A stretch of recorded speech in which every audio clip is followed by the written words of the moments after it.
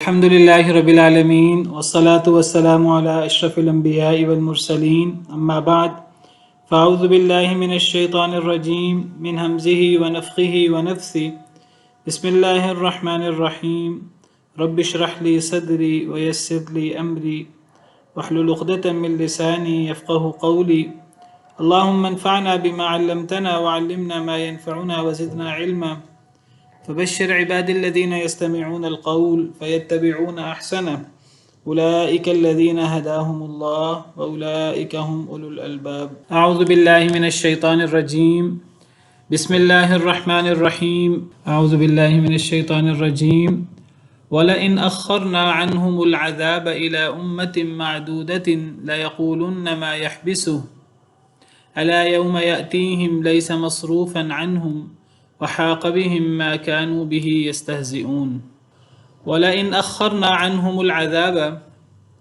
اور البتہ اگر ہم لیٹ کر دیں ان سے عذاب کو إِلَىٰ أُمَّةٍ مَعْدُودَةٍ تک امتن مدت معدودتن گنی چنی طے شدہ اور البتہ اگر ہم لیٹ کر دیں ان سے عذاب کو ایک طے شدہ مدت تک لَيَقُولُنَّ مَا يَحْبِسُ البتہ وہ ضرور کہیں گے وہ سب جمع کا صیغہ ہے لَيَقُولُنَّ جمع مذکر غائب کا صیغہ ہے اصل میں فعل مضارع یقولون آتا ہے فعل مضارع کے آخر میں نون شدیدہ لگے نون مشدد لگے جس کو نون ثقیلہ کہتے ہیں تو پھر واو گر جاتا ہے جو جمع کا واو ہوتا ہے یقولن تو یہ جمع کا صیغہ ہے واحد کا صیغہ نہیں ہے واحد کا صیغہ ہو تو پھر لا یقولن ہوگا اس کو لام تاکید بانون ثقیلہ کہتے ہیں گرامر میں آپ نے پڑھا ہوگا اور البتہ اگر ہم لیٹ کر دیں ان سے عذاب کو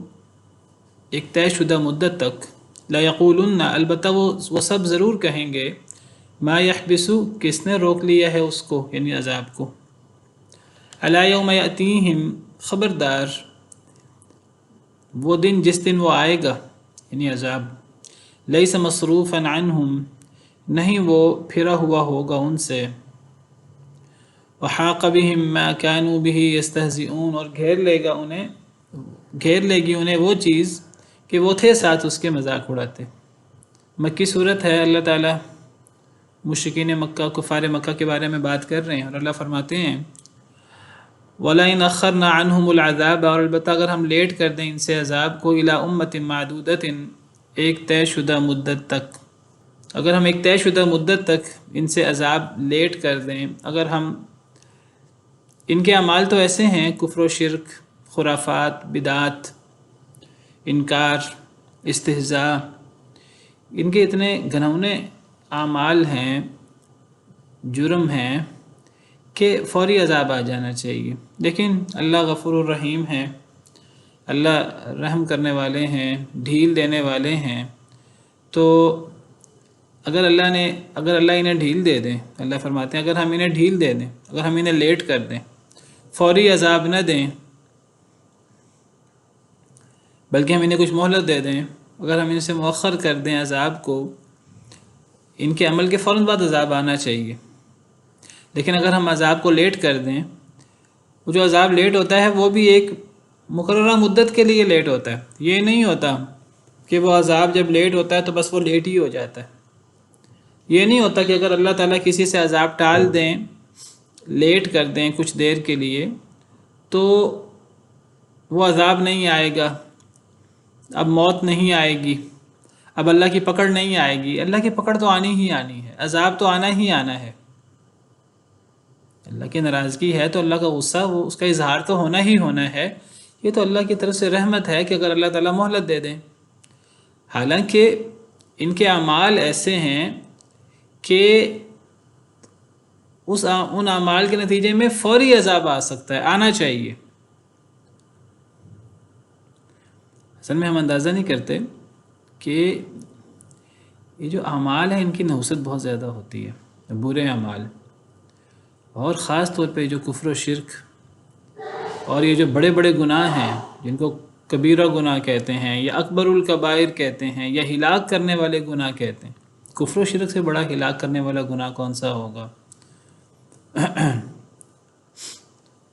یہ ایسے اعمال ہیں کہ ان اعمال کے نتیجے میں صرف ان اعمال کرنے والوں پر نہیں، بلکہ اگر اللہ تعالیٰ دنیا میں ہی لوگوں کا مواخذہ کرنا شروع کر دیں، قرآن کریم کی دیگر آیات سے پتہ لگتا ہے، اللہ فرماتے ہیں ان کے اعمال اتنے منحوس ہیں، ان کے اعمال اتنے بد ہیں کہ دنیا میں کوئی انسان، کوئی جانور باقی نہ بچے۔ ان کے اعمال کی نحوست اتنی زیادہ ہے کہ لوگوں کے اعمال کی نحوست، برے اعمال کی نحوست، کہ ان اعمال کے نتیجے میں جو اصل عذاب بنتا ہے، اگر وہ عذاب آئے تو وہ عذاب صرف ان کفار پر نہیں آئے گا، وہ عذاب دیگر انسانوں کو، دیگر جانوروں کو بھی محیط ہو جائے گا۔ اللہ تعالیٰ فرماتے ہیں وَلَوْ يُؤَاخِذُ اللَّهُ النَّاسَ بِظُلْمِهِمْ مَا تَرَكَ عَلَيْهَا مِن دَابَّةٍ کہ اگر اللہ لوگوں کا مواخذہ کرنا شروع کر دیں ان کے ظلم کی وجہ سے، تو اللہ اس زمین کے اوپر، اس زمین کی پشت پر کسی جانور کو باقی نہ چھوڑیں۔ وَلَٰكِن يُؤَخِّرُهُمْ إِلَىٰ أَجَلٍ مُّسَمًّى لیکن اللہ انہیں مہلت دیتے ہیں ایک وقت مقررہ تک۔ یہ اللہ کی رحمت ہے، یہ اللہ کی طرف سے ڈھیل ہے۔ اگر اللہ نہ دینا چاہیں تو اللہ تعالیٰ نہ دیں، ان کے اعمال اس قابل ہیں کہ فوری عذاب آ جائے۔ اللہ فرماتے ہیں کہ اگر ہم لیٹ کر دیں، اگر ہم مہلت دے دیں اللہ اپنی رحمت کی وجہ سے، وہ جو مہلت ملنی ہے وہ مہلت بھی ہمیشہ کے لیے نہیں ملنی کہ اب عذاب ہی ٹل گیا، نہیں، وہ عذاب وہ کچھ لیٹ ہوا ہے، وہ جو لیٹ ہوا ہے وہ بھی طے شدہ مدت ہے اس کی، وہ چند مہینوں کے لیے، چند ہفتوں کے لیے، چند سالوں کے لیے، وہ کتنے دیر کے لیے لیٹ ہوا اللہ کو پتہ ہے۔ معدودتن وہ گنی چنی مدت ہے، طے شدہ مدت ہے، وہ لکھی ہوئی ہے لوح محفوظ میں، اللہ کے حساب میں۔ اگر اللہ فرماتے ہیں اگر ہم ان سے عذاب کو لیٹ کر دیں ایک گنی چنی مدت کے لیے، تو یہ ضرور کہیں گے، البتہ یہ ضرور کہیں گے کفار ما یحبسو کس نے روک لیا ہے اس عذاب کو، یعنی مذاق اڑائیں گے آگے سے کہ جی آپ نے تو کہا تھا کہ عذاب آئے گا، تو عذاب نہیں آ رہا، عذاب کیوں نہیں آ رہا؟ یعنی جب ایک انسان انکار کی اور بغاوت کی اس حالت میں پہنچ جاتا ہے، اس نہج میں پہنچ جاتا ہے کہ پھر نبی جب عذاب کی وعید سناتے ہیں یا داعی حضرات، تو جب عذاب نہیں آتا وہ تو اللہ کی طرف سے ایک مہلت ہوتی ہے، ڈھیل ہوتی ہے، لیکن یہ آگے سے مذاق اڑاتے ہوئے کہتے ہیں کہ کس نے روک لیا ہے اس کو، عذاب کیوں نہیں آ رہا؟ یہ بالکل ایسی بات ہے جیسے اللہ تعالیٰ نے دوسری جگہ پر ان کا قول نقل کیا وَيَقُولُونَ مَتَىٰ هَٰذَا الْوَعْدُ إِن كُنتُمْ صَادِقِينَ وہ کہتے ہیں یہ وعدہ کب پورا ہوگا اگر تم سچے ہو تو، یہ قیامت کب آئے گی، یہ عذاب کب آئے گا؟ تو یہاں اللہ نے ان کا قول ان الفاظ میں بیان کیا لَيَقُولُنَّ مَا يَحْبِسُ البتہ وہ ضرور کہیں گے کہ کیا چیز روک رہی ہے اس عذاب کو، کس نے اس عذاب کو روک لیا ہے، عذاب کو آنے دو، ہم تیار ہیں عذاب کے لیے۔ وَالْعِيَاذُ بِاللَّهِ جب انسان بدبختی کی انتہا کو پہنچتا ہے تو پھر یہ انسان کا رویہ ہوتا ہے، اگر میں غلط ہوں تو مجھ پہ عذاب کیوں نہیں آ رہا، جس طرح ابو جہل نے کہا تھا وَإِذْ قَالُوا اللَّهُمَّ إِنْ كَانَ هَذَا هُوَ الْحَقَّ مِنْ عِنْدِكَ فَأَمْطِرْ عَلَيْنَا حِجَارَةً مِنَ السَّمَاءِ أَوْ ائْتِنَا بِعَذَابٍ أَلِيمٍ۔ اللہ تعالیٰ نے سورہ انفال میں اس کا قول نقل کیا ہے کہ جب انہوں نے کہا اے اللہ اگر یہ نبی صلی اللہ علیہ وسلم، اگر یہ محمد صلی اللہ علیہ وسلم حق پر ہیں اور یہ قرآن یہ واقعی آپ کی طرف سے ہے، اگر یہ حق ہے، یہ نہیں کہا کہ اے اللہ پھر ہمیں توفیق دے کہ ہم اس حق کو قبول کریں، ہم ایمان لائیں، کہا کہ ہم نے تو ماننا نہیں ہے، اگر یہ حق ہے تو اے اللہ پھر ہم پر آسمان سے پتھروں کی بارش نازل کر دے یا ہم پر دردناک عذاب اتار دے۔ یعنی انسان انکار کر کے مخالفت کی اس نہج میں پہنچ جاتا ہے، پھر وہ حق کو قبول نہیں کر سکتا، اور اکثر لوگوں کے ایمان نہ لانے کی وجہ یہ بنی ہے، پہلے وہ انکار کر چکے تھے، پھر انکار کر کے دل ہی سیاہ ہو گئے، دلوں پر ہی مہر لگ گئی، اللہ معاف کرے۔ اللہ کہتے ہیں، اللہ آگے جواب دیتے ہیں، اللہ فرماتے ہیں کہ یہ تو اللہ کی طرف سے رحمت تھی کہ جو اللہ نے تمہیں مہلت دی تھی، تم آگے سے کہتے ہو عذاب کیوں نہیں آ رہا۔ اللہ فرماتے ہیں خبردار، وہ دن جس دن وہ عذاب آئے گا، عذاب نے تو آنا ہے، اللہ نے تو عذاب کو مؤخر کیا ہے کچھ دیر کے لیے، اس نے تو آنا ہی ہے۔ جس دن وہ عذاب آئے گا اللہ خبردار کرتے ہیں لیس مصروفا عنہم پھر وہ عذاب ان سے پھرے گا نہیں، پھر یہ دہائیاں دیں گے اس وقت کہ کاش کہ یہ عذاب ہم سے کچھ دیر کے لیے اور پھر جائے، کاش کہ ہمیں مہلت مل جائے، کاش کہ ہم ایمان لے آئیں، کاش کہ گھر جانے کی مہلت مل جائے۔ اللہ فرماتے ہیں گھر جانے کی مہلت نہیں ملے گی، کوئی وصیت کرنے کی مہلت نہیں ملے گی۔ سورہ یاسین میں فرمایا وَيَقُولُونَ مَتَىٰ هَٰذَا الْوَعْدُ إِن كُنتُمْ صَادِقِينَ، وہ کہتے ہیں یہ وعدہ کب پورا ہوگا اگر تم سچے ہو۔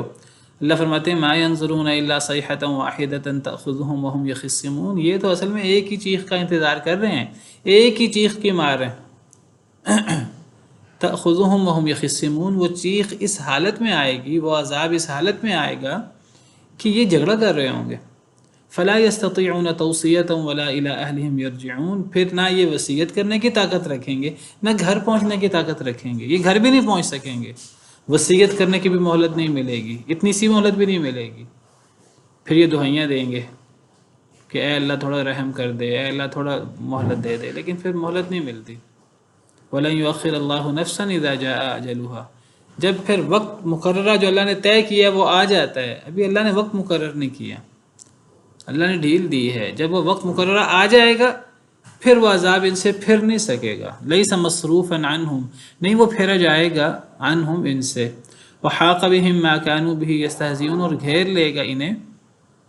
گھیر لے گی انہیں وہ چیز جو کانو وہ تھے بھی ساتھ اس کے یستہزئون مذاق اڑاتے، وہ جس کا مذاق اڑاتے تھے جس عذاب کا، وہی عذاب انہیں گھیر لے گا، بدترین عذاب، جس عذاب کا نبی نے ان کو وعید سنائی ہوگی، جس عذاب کا یہ مذاق اڑاتے ہوں گے، وہی عذاب جس کا یہ مذاق اڑاتے تھے وہ انہیں گھیر لے گا، اور جس دن وہ عذاب آئے گا اس دن پھر وہ ان سے ٹل نہیں سکے گا، ان کے پاس کوئی پاور نہیں ہے، ان کے پاس کوئی طاقت نہیں ہے، یہ جتھا ہو، یہ ہزاروں لاکھوں لوگ مل جائیں، اللہ کے عذاب کا مقابلہ نہیں کر سکتے، یہ اللہ کو عاجز نہیں کر سکتے۔ یہ بہت بڑا دھوکہ ہے دنیا کا، انسان دنیا میں اللہ کی طرف سے تھوڑی سی ڈھیل ملتی ہے تو انسان سرکشی اور جبروتیت اور استکبار تکبر کا انسان شکار ہو جاتا ہے، فخر اور غرور میں مبتلا ہو جاتا ہے، وہ سمجھتا ہے مجھے اب عذاب آئے گا ہی نہیں، وہ سمجھتا ہے کہ میرے پاس بڑی پاور ہے، بڑا اختیار ہے، بڑا مال و دولت ہے، میں نے تو بڑے بلند و بالا قلعے بنا لیے ہیں۔ اللہ فرماتے ہیں اینما تکونوا یدرککم الموت ولو کنتم فی بروج مشیدہ، تم جہاں بھی ہو موت آ جائے گی، اگرچہ تم بڑے مضبوط قسم کے بلند و بالا قلعوں میں ہی تم کیوں نہ چھپ کے بیٹھ جاؤ۔ امہ کا مطلب کیا ہوتا ہے؟ امت کا عام معنی جماعت، ملت، قوم، جیسے ہم کہتے ہیں امت محمدیہ علی صاحبہ الصلاۃ والسلام، جیسے ہم کہتے ہیں کہ الکفر ملت، وہاں ملت ہے، تو امہ جماعت، قوم، تلک امت قد خلت لها ما کسبت ولکم ما کسبتم، یہ ایک جماعت ہے جو گزر چکی، اس کے لیے وہ جو اس نے کمایا، تمہارے لیے وہ جو تم نے کمایا۔ تو امت کا عام معنی جماعت یا قوم ہوتا ہے۔ وَإِن مِّنْ أُمَّةٍ إِلَّا خَلَا فِيهَا نَذِيرٌ، کوئی قوم نہیں ہے مگر اس میں کوئی نہ کوئی ڈرانے والا گزرا ہے۔ تو ان آیات میں امت جماعت کے معنی میں، قوم کے معنی میں استعمال ہوا ہے۔ امت کا ایک معنی مدت، جیسے اس آیت کریمہ میں استعمال ہوا، ویسے یہ اس کا روٹ حمزہ میم ہے، جس کا اصل معنی ماں یعنی جڑ، بنیاد ہوتا ہے۔ تو لفظ امت تا کے ساتھ امہ، یہ قوم یا جماعت کے معنی میں بھی استعمال ہوتا ہے زیادہ تر، اور یہ مدت کے معنی میں بھی استعمال ہوتا ہے، جیسے اس آیت کریمہ میں استعمال ہوا، مدت۔ اور البتہ اگر ہم مہلت دے دیں انہیں عذاب کی، اگر ہم لیٹ کر دیں ان سے عذاب، الی امت معدودۃ، اب یہاں معدودہ کا مطلب تو گنی ہوئی، عدد سے ہے، گنی چنی، امت سے مراد جماعت نہیں لیں گے، اگر ہم انہیں لیٹ کر دیں ان سے عذاب ایک گنی چنی مدت تک، عذاب لیٹ ہوگا تو وہ بھی اللہ کے ہاں اس کے ایک ایک منٹ کا، ایک ایک سیکنڈ کا حساب ہے، ایک ایک دن کا حساب ہے کہ کتنے سال، کتنے مہینے، کتنے گھنٹے، کتنے دن، کتنے گھنٹے، کتنے سیکنڈ، منٹ اور کتنے سیکنڈ جو ہے وہ لیٹ ہوا ہے، وہ گنی ہوئی چیز ہے ہر چیز، اللہ نے تو ایک ایک چیز کا حساب کر رکھا ہے۔ تو یہاں امہ مدت کے معنی میں، سورہ یوسف میں بھی ہم پڑھیں گے انشاءاللہ، وقال الذی نجا منہما وادکر بعد امۃ، اس شخص نے کہا جو بچ گیا تھا ان دونوں میں سے، وہ جیل کے ساتھیوں میں سے، وَذَّكَرَ بَعْدَ أُمَّةٍ، اور اسے یاد آیا بعد امتن، ایک لمبی مدت کے بعد۔ تو امہ کا ایک معنی مدت بھی، یہاں بھی یہ امت مدت کے معنی میں ہے، اور یہ جو میں نے آیت کریمہ پڑھی یہ آپ کے سامنے سورہ یوسف کی، وَذَّكَرَ بَعْدَ أُمَّةٍ، یہاں بھی امت مدت کے معنی میں۔ امت کا ایک معنی امام بھی ہوتا ہے، رہبر اور رہنما، امام، جیسے اللہ تعالیٰ فرماتے ہیں سورہ نحل میں، ان ابراہیم کان امتن قانتا للہ حنیفا، ان ابراہیم کان امتن، کیا معنی کریں گے کان امتن کا؟ ابراہیم علیہ السلام تھے امتن، امام، رہبر اور رہنما، جس طرح اللہ تعالیٰ سورہ بقرہ میں فرماتے ہیں وَإِذِ ابْتَلَىٰ إِبْرَاهِيمَ رَبُّهُ بِكَلِمَاتٍ فَأَتَمَّهُنَّ قَالَ إِنِّي جَاعِلُكَ لِلنَّاسِ إِمَامًا، جب ابراہیم علیہ السلام کو اللہ نے کچھ کلمات کے ساتھ، کچھ آزمائشوں کے ساتھ، تکلیفوں کے ساتھ آزمایا تو انہوں نے ان کو پورا کر دیا۔ قال انی جاعلک للناس اماما، تو اللہ نے فرمایا میں آپ کو امام بنانے والا ہوں۔ تو امت امام کے معنی میں بھی آ جاتا ہے، ان ابراہیم کان امتن، ابراہیم علیہ السلام ایک امام تھے، ایک رہبر تھے، ایک رہنما تھے، ایک توحید کا ایک نشان تھے، آپ سمجھیے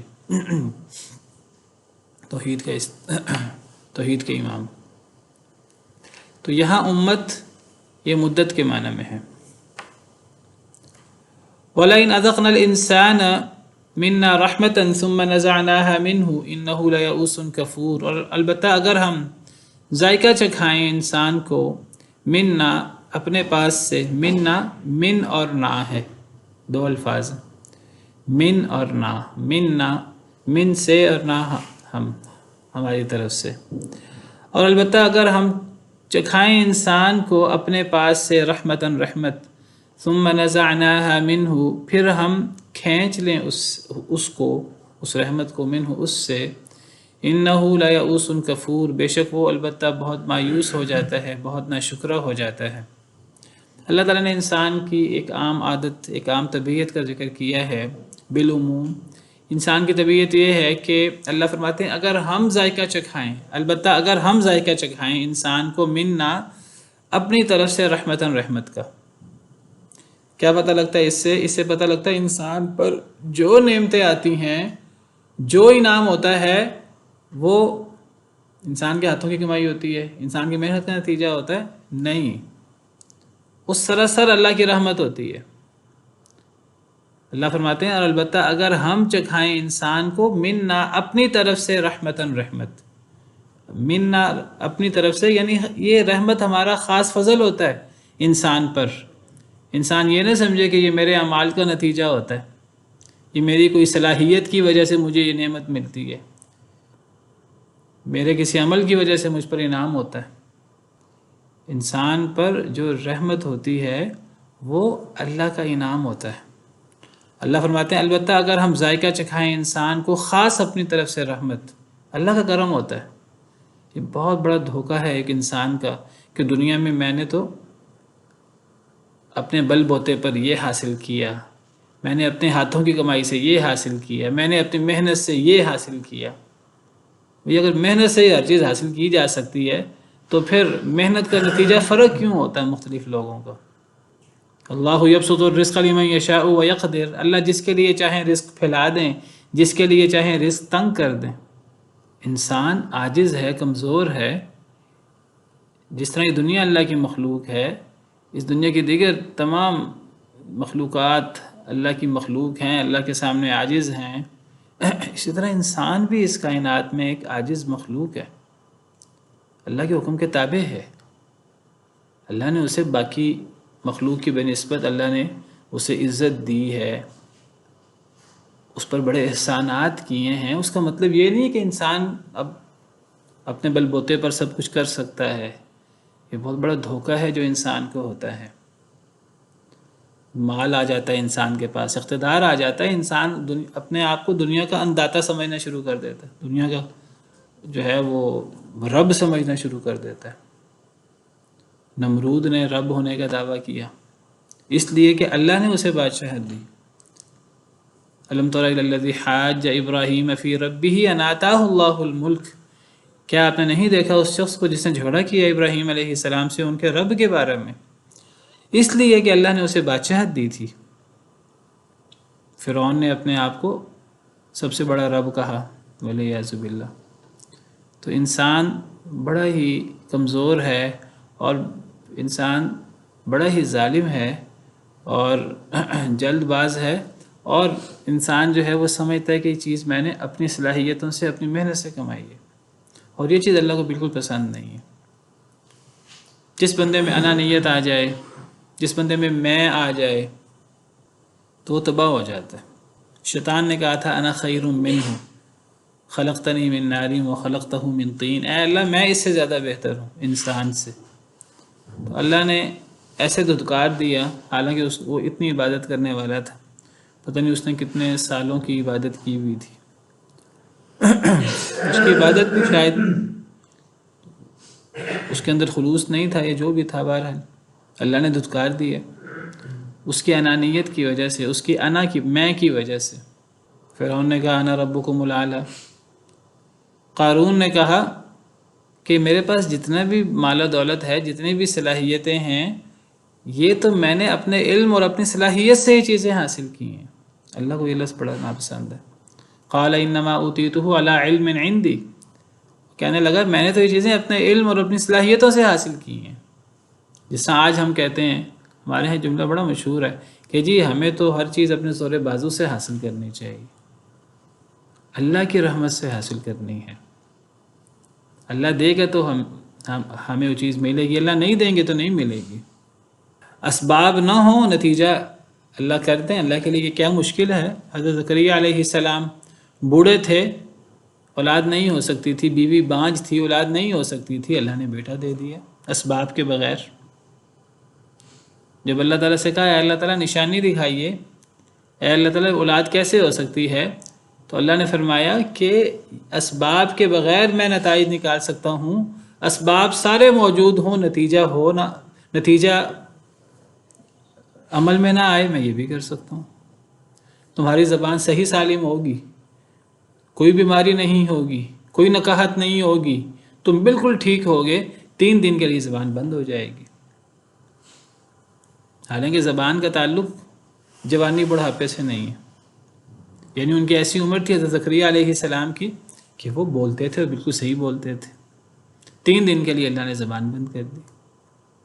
اللہ نے بتایا کہ اسباب ہوں تو نتائج دینا میرا کام ہے، اسباب نہ ہوں تو نتائج پیدا کر دینا میرا کام ہے۔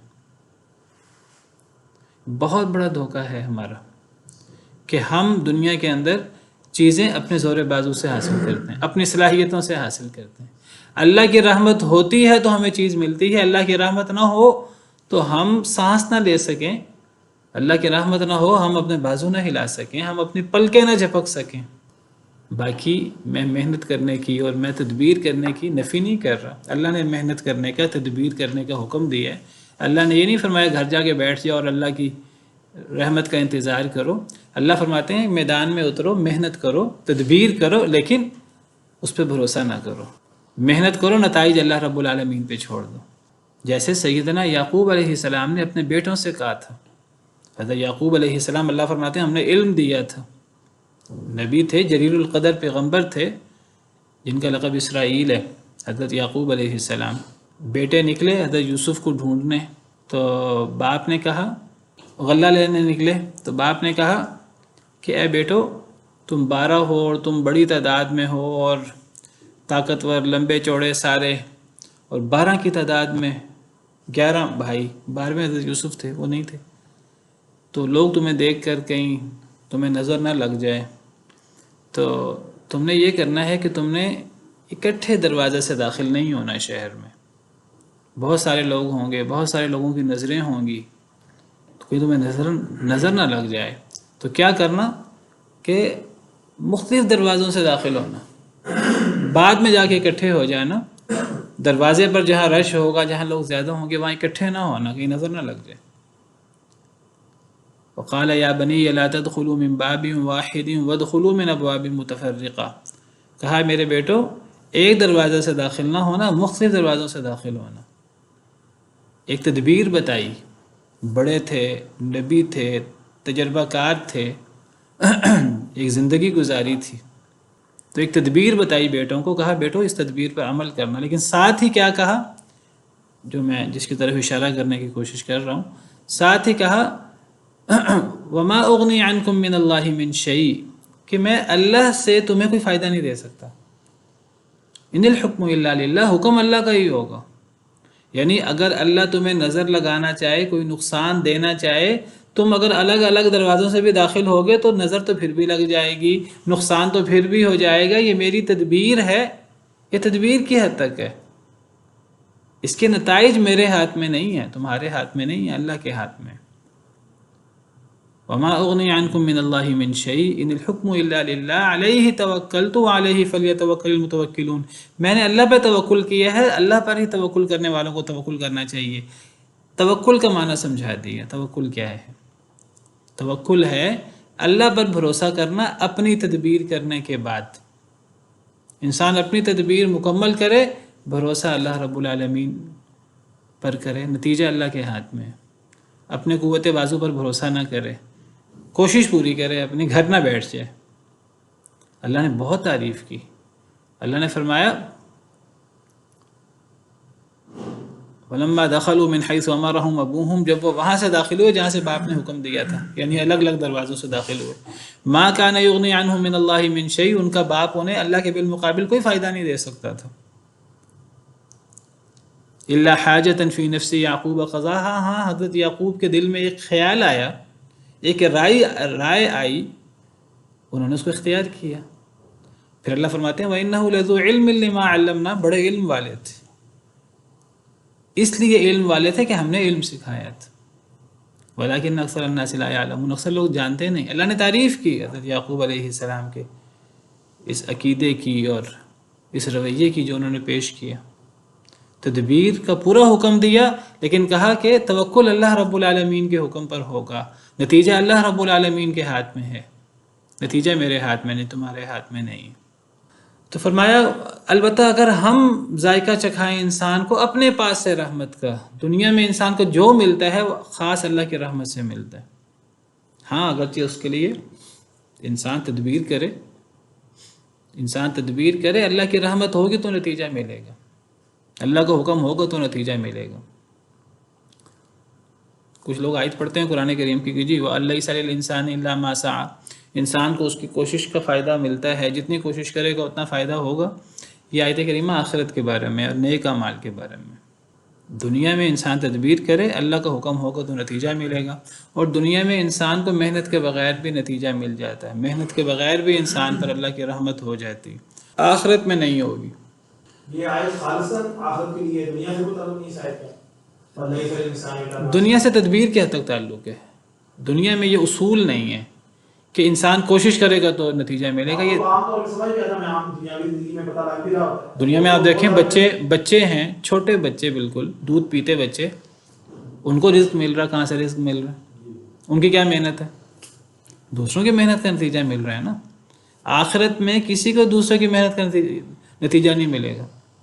اللہ تزر وازرۃ وزر اخری، جو یہ اصول ہے وہی اصول ہے وَأَن لَّيْسَ لِلْإِنسَانِ إِلَّا مَا سَعَىٰ، یہ دونوں ایک ہی اصول ہے اور دونوں آخرت کے حوالے سے۔ کوئی بوجھ کسی دوسری جان کا بوجھ نہیں کوئی جان کسی دوسری جان کا بوجھ نہیں اٹھائے گی، اور ہر انسان کو اپنی کوشش کا نتیجہ ملے گا، کسی دوسرے کی کوشش کا نتیجہ نہیں ملے گا۔ یہ دونوں آیتیں آخرت کے بارے میں۔ سورہ نجم میں دنیا میں مل جاتا ہے، دنیا میں مل جاتا ہے، انسان کو کوشش کے بغیر نتیجہ مل جاتا ہے۔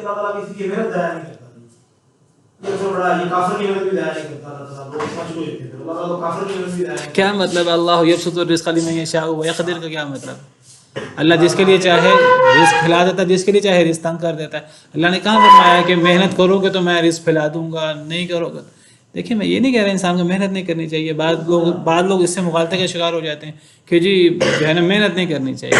نہیں، تدبیر کرنی ہے، محنت کرنی ہے، نتیجہ ہمارے ہاتھ میں نہیں ہے دنیا میں، آخرت میں بھی ہمارے ہاتھ میں نہیں ہے، لیکن اللہ نے آخرت کے حوالے سے ایک وعدہ کیا ہے۔ اللہ فرماتے ہیں جو بندہ محنت کرے تو آخرت میں اللہ اس کو نتیجہ دے کر رہیں گے، آخرت میں انسان کو اس کی کوشش کا پھل مل کر رہے گا، اچھا ہے کہ برا۔ باقی آخرت میں بھی انسان جب جنت میں جائے گا انشاءاللہ نیکی کا پھل پائے گا، وہاں بھی اللہ کی رحمت شامل حال ہوگی تو جنت ملے گی، لیکن وہاں بنیادی انسان کا عمل ہونا ضروری ہے۔ اگر انسان کا عمل نہیں ہوگا تو خواہشوں سے جنت نہیں ملنی۔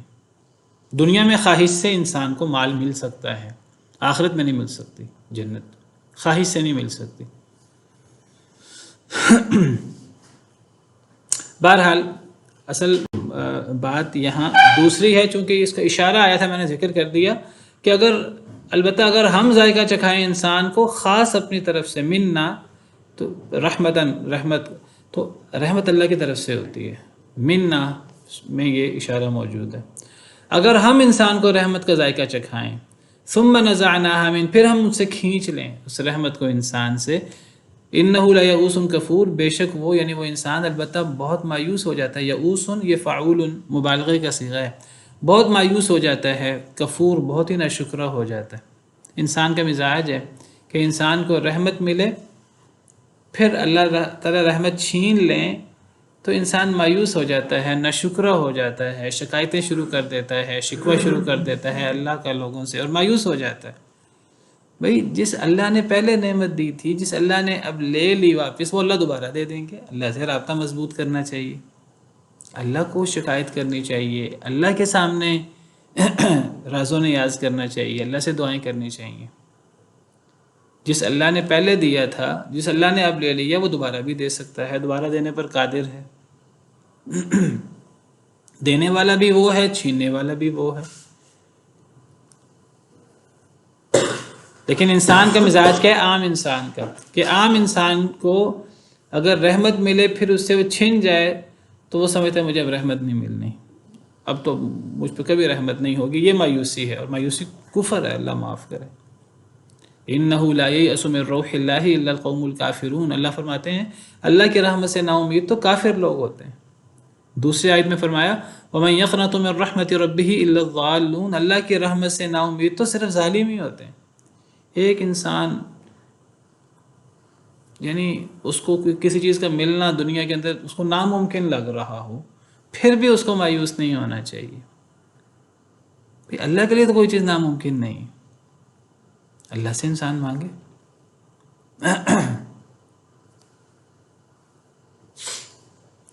لیکن جب انسان کو نعمت ملتی ہے اور پھر نعمت انسان سے چھن جاتی ہے تو عام طور پر انسان مایوس ہو جاتے ہیں۔ صرف مایوس نہیں ہوتے، ناشکرے بھی ہو جاتے ہیں۔ مایوسی کا تعلق مستقبل کے ساتھ ہے، انسان اپنی آئندہ زندگی کے بارے میں، مستقبل کے بارے میں مایوس ہو جاتا ہے کہ اب مجھ پر کوئی نعمت نہیں ہوگی، ساری مصیبتیں تو مجھ پر ہی آتی ہیں۔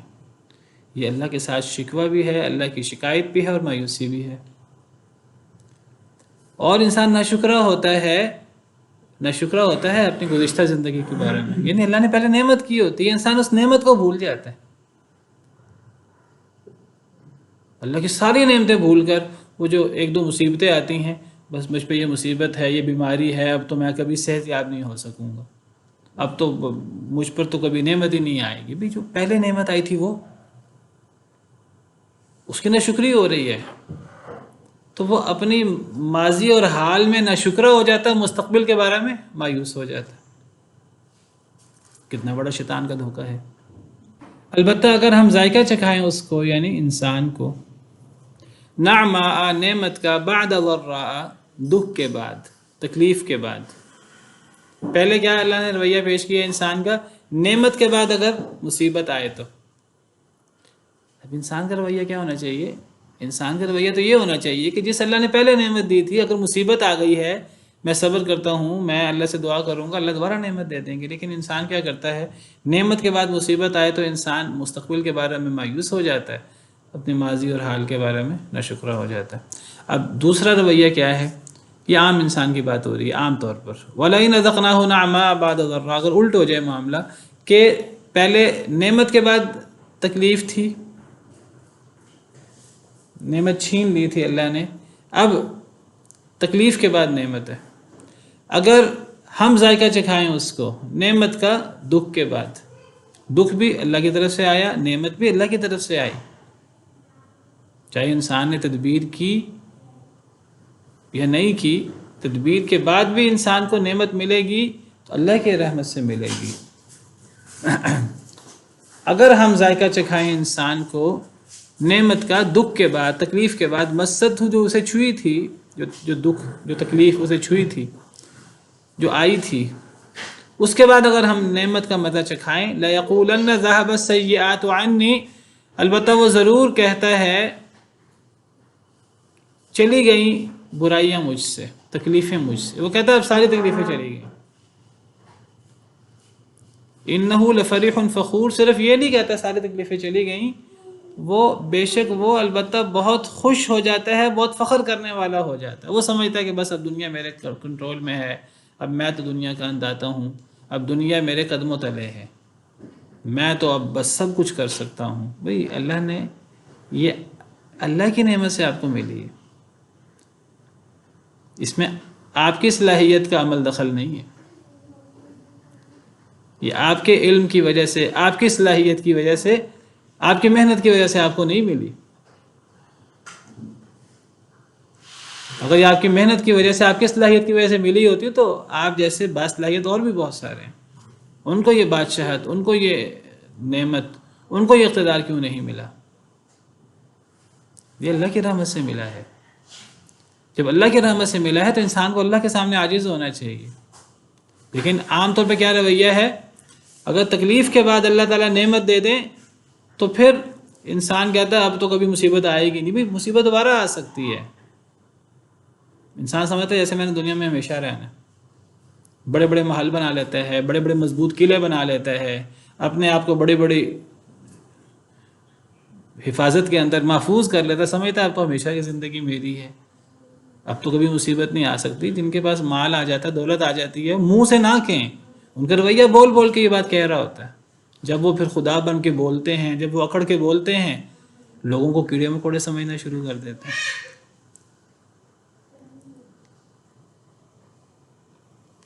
امریکہ نے بھی کہا تھا کہ اگر تم میرے ساتھ چلو گے تو ٹھیک ہے، نہیں چلو گے تو تورا بورا بنا دوں گا، یہ کر دوں گا، وہ کر دوں گا۔ آج دیکھیے وہ تکبر اور وہ رعونت کہاں گئی۔ یعنی اللہ کے ہاتھ میں چیزیں ہیں۔ یہ دونوں رویے غلط ہیں، یہ دونوں رویے اللہ کے نافرمانوں کے ہیں۔ پہلا رویہ کہ اگر نعمت چھن جائے، مصیبت آ جائے تو انسان مایوس ہو جائے، نہ شکرہ ہو جائے۔ بھئی اگر اللہ نے نعمت دی تھی، چھین لی، اللہ دوبارہ دے دے گا۔ اللہ سے تعلق رکھنا چاہیے۔ اور دوسرا رویہ کہ اگر نعمت کے بعد، اگر دکھ کے بعد نعمت آ جائے، اگر نعمت مل جائے تو پھر انسان کو اپنے آپ میں رہنا چاہیے، اللہ کا شکر گزار ہونا چاہیے، انسان کو عاجز رہنا چاہیے، اللہ نے دی ہے۔ لیکن انسان کیا کرتا ہے، انسان کہتا ہے اب تو کوئی مصیبت ہی نہیں آئے گی، پھر وہ البتہ خوش ہو جاتا ہے اور فخر کرنے والا ہو جاتا ہے۔ لفرح، لام زبر لا، البتہ فرح، خوش۔ یہاں خوش سے مراد عام خوشی نہیں ہے، خوشی منع نہیں ہے اسلام کے اندر۔ یہاں خوشی سے مراد ایسی خوشی ہے جو انسان کو فخر اور غرور میں مبتلا کر دے، وہ خوشی مراد ہے، وہ خوشی منع ہے۔ ایسی خوشی جو انسان کو لاپرواہ کر دے، جو اللہ سے بے نیاز کر دے، اللہ سے دور کر دے۔ ورنہ خوشی، مسلمان کو خوشی ہوتی ہے اور مسلمان خوش ہوتا ہے اللہ کی نعمت پر، وہ خوشی بالکل جائز ہے۔ لیکن یہاں خوشی سے مراد فخر والی خوشی ہے، یہاں اترانا مراد ہے۔ اللہ نے فرمایا اس خوشی کے بارے میں، ان اللہ لا يحب الفرحین، قارون کے قصے میں۔ اللہ اترانے، وہاں اس کا ترجمہ بھی ہمیں خوشی نہیں کرنا چاہیے، ہمیں اس کا ترجمہ اترانا کرنا چاہیے۔ اللہ تعالیٰ اترانے والوں کو پسند نہیں کرتے۔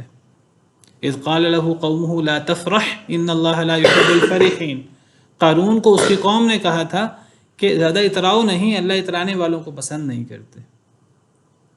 تو یہاں فرح سے مراد، فرح کا لفظی مطلب خوشی ہوتا ہے، یہاں عام خوشی مراد نہیں ہے، یہاں اترانا مراد ہے، فخور کے ساتھ مل کر۔ جب انسان کو دنیا میں مال و دولت ملتا ہے، اقتدار ملتا ہے، تو جب انسان اترانا شروع کر دیتا ہے، فخر اور غرور میں مبتلا ہو جاتا ہے، تو اللہ نے اس کا ذکر کیا ہے۔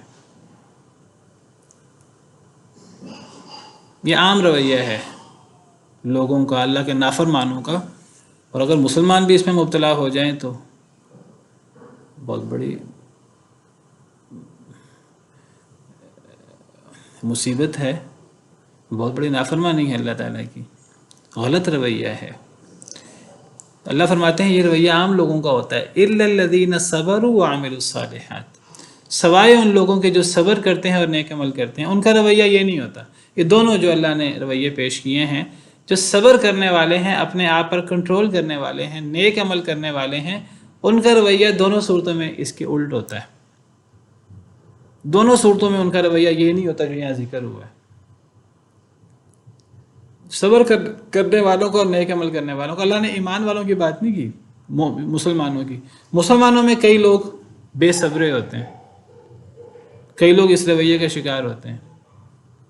اللہ نے صبر کی بات کی ہے۔ صبر ایک ایسی چیز ہے جو ان دونوں رویوں میں انسان کو کنٹرول رکھتا ہے۔ صبر اصل میں ہے ہی کنٹرول۔